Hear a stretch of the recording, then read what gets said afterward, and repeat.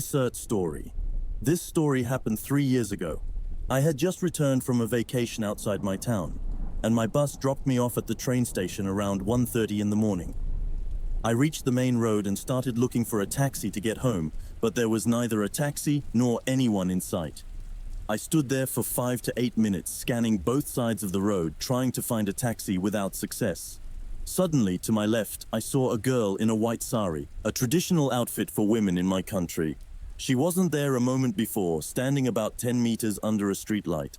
The fact that I hadn't seen her just before was rather eerie, but I thought I might have simply overlooked her while searching for a taxi.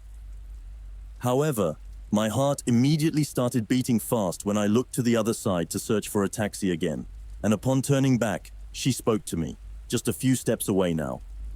She had arrived at an astonishing speed, and my heart was almost pounding out of my chest with fear when she said, "Can you do me a favor?"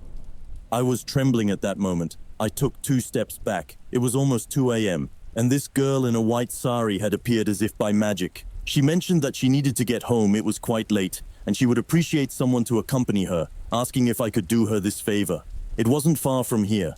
Just to provide context, at this hour, it's very unusual to see women alone outside at night, simply because it can be quite dangerous for a lone woman at this hour. Despite my fear, knowing this, I walked with her, fearing for her safety if I hadn't. We walked. I didn't want to talk or make eye contact. I didn't even ask her where she was going. I simply followed her, walking beside her but keeping my distance. She didn't say a word throughout the time we walked, which was unsettling. After walking for perhaps 15 minutes, we arrived at an iron gate. She made a cheerful face and said she didn't live far from here, thanking me. She turned around and started walking. I thought my job was done and began walking in the opposite direction to try to find my taxi again. Curiosity pinched my chest, and I wanted to know which way she had gone. When I turned my head, just seconds after she left, I looked, and there was no one there. I looked at the iron gate, and I couldn't see her beyond the distance, which would be unlikely given the few seconds that had passed since I last saw her. When I examined the gate more closely, I noticed there was a chain and a padlock around it, so there was no way for her to have unlocked it, closed it, and passed through in such a short time. That's when I looked up and saw the sign above the gate, and it said it was a cemetery. Then I started running. I saw a mosque in the distance. Thinking it would be a safe haven, I rushed towards it, opened the gates, and fell to the ground. The imam or priest came to greet me with a stick, thinking I was a thief. When he saw me on the ground, he spoke to me and asked what had happened, and I explained everything to him. He understood and told me the following story. 8 years ago, a girl was sexually assaulted, and her life was taken from her. People found her lifeless body under the streetlight, the same streetlight I had seen earlier. Her face was disfigured. No one could identify her, and no one came to claim the body. No complaint was filed with the police, and the perpetrators are still at large. Since no one claimed the body, the locals buried her in the cemetery. Since then, many people, especially young men, have had interactions with her, some hostile, others peaceful. I am glad that mine was different, and I don't think I will forget my encounter with the girl of the night anytime soon. Second story. I come from a small town in Iowa with around 7,000 inhabitants. Growing up in a small town, you become quite resourceful in finding fun things to do. You make the most of the entertainment you have. Urban legends are numerous and always fun to hear. I live not far from our capital, and as I grew up, I began venturing into the city. I made a lot of friends, and they loved hearing stories about my upbringing in such a small town and the fun things we did. They begged me to take them to a cemetery about 40 minutes from our house. It's a place I had only been to a few times. I admit that during the day, it's rather unremarkable. I know the area quite well as I've hunted there and taken some nighttime walks, but at night, it becomes quite eerie. Now, I want to clarify that I'm not the type to believe in the supernatural. If something strange happens, I'll seek a logical explanation. Tell me a haunted story and I'll roll my eyes, but there's no explanation for this one. So, one evening, friends from the city call me. They want to go to the cemetery and they want me to take them there. I agree, they come down to my place, and we all set off around 8 p.m. It's mid-fall, so it's fairly dark at that time. We stand around smoking and chatting with each other, and there are 5 of us, and around 9 p.m., we head back. Part of this journey is on a paved highway, but the rest is on limestone, gravel roads, and about 10, maybe 15 kilometers at most from the cemetery. We took my friend's car, which was new at the time, a reddish-brown Pontiac G6. If you've ever driven on a limestone road, you know your car will be covered in a fine white dust. We arrive at the cemetery. The entrance is a large cast-iron gate. We enter, and I show them the gravestone. It's a very large tombstone from the early 20th century, and it has a very eerie phrase, something like, "Where you are now, I once was, and soon you will be where I am." Since reading it, I found that it's a fairly common thing on old tombstones. My friends agree. Yes, it's really creepy. They ask if anything has ever happened to me here. Not really, my car has overheated while driving in, but that's about it. Now, this tombstone is located in the back rows. Facing west and south, about 45 meters away, is a whole row of small children's graves. Just large enough to inscribe names on the tombstones, which were also quite small. Well, the urban legend says that if you run zigzag between these graves, you'll die. My friend starts mocking, saying it's the stupidest thing he's ever heard. He shouts that he's not afraid of stupid dead babies. I said, "I don't know, man. I've always heard that whenever someone does that, they die a week later." He tells me I'm an idiot. He starts running through them, gets halfway, and says he doesn't care about the supposed curse, but he doesn't complete the entire run and comes back walking. We teased him and asked if he was too scared to finish it, and he said, "Yeah, I got scared halfway." We went back to the entrance, smoked a few cigarettes, chatted for a few minutes, and I was ready to leave. I hadn't had dinner, and I was hungry. It was around 11 p.m., and we headed back to the town where I live. South of the town, there's a McDonald's. I go in, and we grab some dinner. When we leave the car, it's under a street light, and the car is well lit. When we get to the car, a friend notices that there are small handprints all over the car, at least 20 of them. They were the size of a 2-year-old child, but they weren't all the same size, though all were very small. They were on the trunk, on the roof. You could see them because they were traced in the gravel road dust. I remember looking very closely, and you could see fingerprints in the white dust, highlighting every ridge, and it's the strangest thing I've ever seen. There's no explanation. If they were there before we came out, they would have been covered by the dust. We couldn't figure out how a child could have gotten onto that car. There were no children where the car owner lived, nothing. We tried to find a reasonable explanation for their presence, but nothing made sense. I told my friend who had run between the graves to be careful.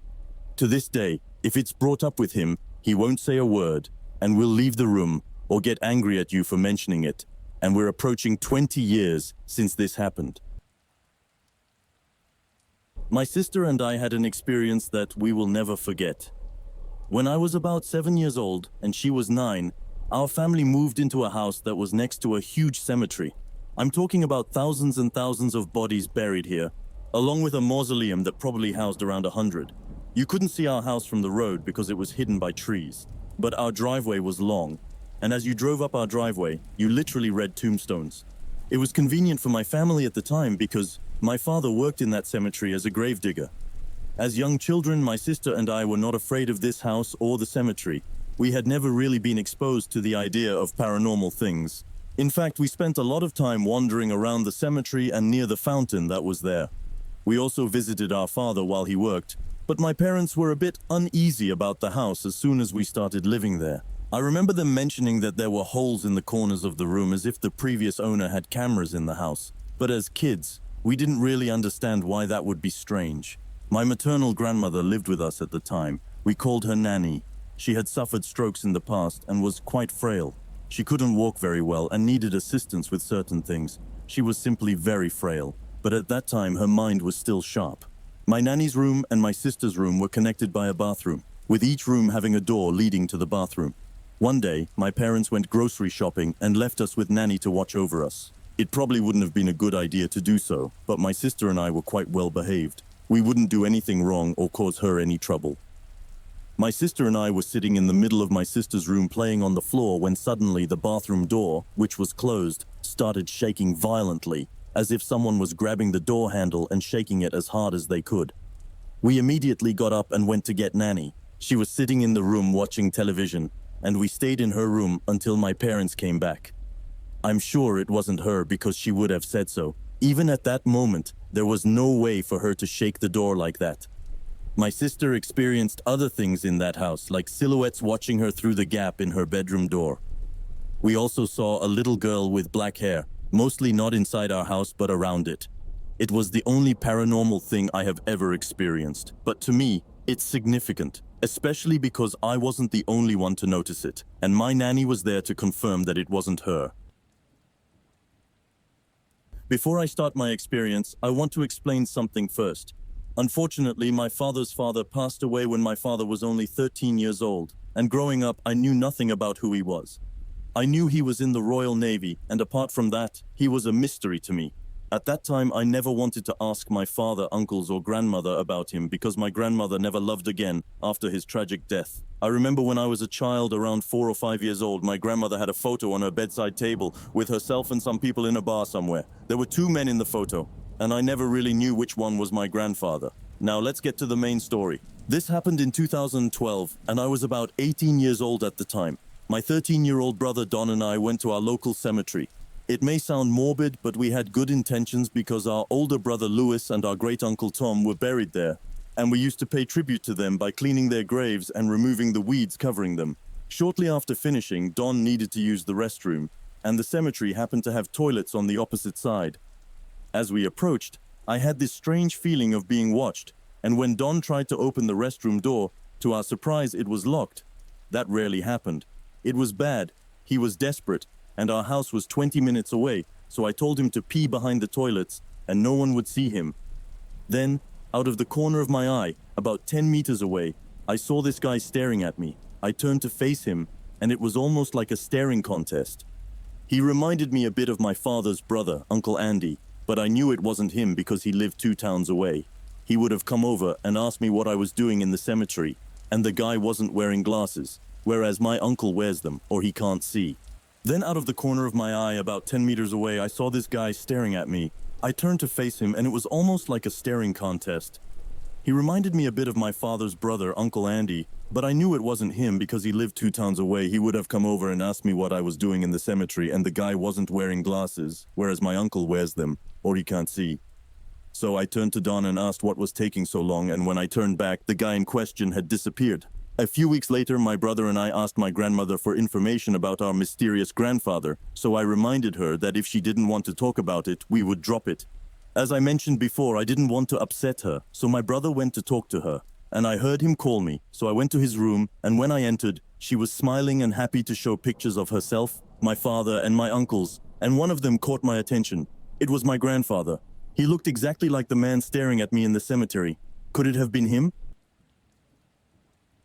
I was the eldest in a family of 6 children and was particularly close to my brothers and sisters.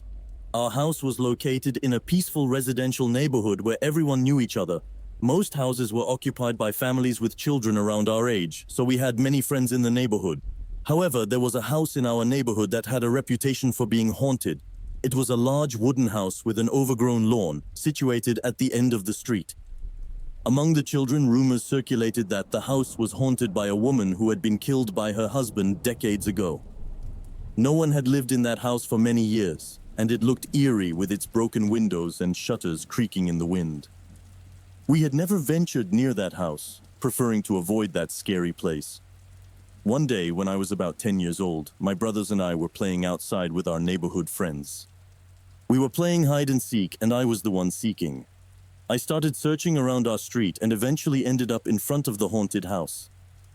I noticed something strange, a faint light shining behind one of the windows of the house. I was curious and scared at the same time, but my curiosity got the better of me, and I began to approach the house. The closer I got, the stronger the light seemed to become. I began to hear strange noises, indistinct whispers, and faint scratching. I was terrified, but I couldn't help but continue forward. Eventually, I reached the window behind which the light was on. I peered inside, and what I saw sent shivers down my spine. There was a silhouette of a woman in a white dress floating in the room. She didn't seem to notice me, but stared intently ahead, as if looking at something invisible. Panic overcame me, and I sprinted back to my friends and my house. I never told anyone about what I had seen that day, but the image of the floating woman in the white dress haunted me for years. I never went near that house again, but I always wondered if what I had seen was real or just a product of my imagination. However, the image of that woman haunted my dreams and thoughts, and I couldn't help but wonder if she was truly the ghost of the woman rumored about in the neighborhood.